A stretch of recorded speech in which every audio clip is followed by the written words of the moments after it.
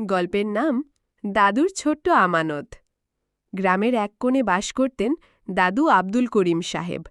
তিনি ছিলেন আল্লাহ ভীরু, নামাজি এবং গ্রামের সবাইকে ন্যায়ের পথে ডাকার চেষ্টা করতেন। তার একমাত্র নাতি রায়ান ছিল খুব দুষ্টু, তবে হৃদয়টা ছিল একদম পরিষ্কার। একদিন বিকেলে দাদু রায়ানকে মসজিদের সামনে ডাকলেন। হাতে একটি পুরনো কাপড়ে মোড়ানো ছোট্ট বাক্স দিলেন। দাদু বললেন, বাবা, এই বাক্সে একটা খুব মূল্যবান জিনিস আছে, কিন্তু তুমি এটা কেবল তখনই খুলবে যখন তুমি নিশ্চিত হবে তুমি কারো সাথে অন্যায় করবে না, মিথ্যা বলবে না আর আল্লাহকে না ভেবে কোনো কাজ করবে না।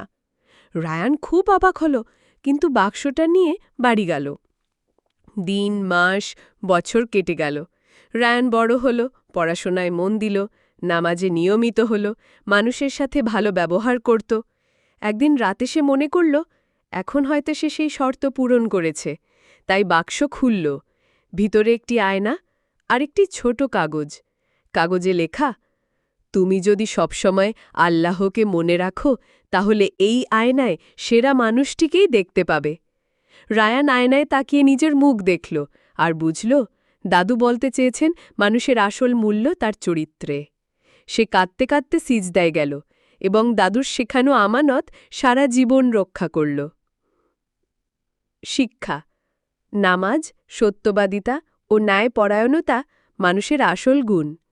বড়দের উপদেশ সারা জীবনের পথপ্রদর্শক।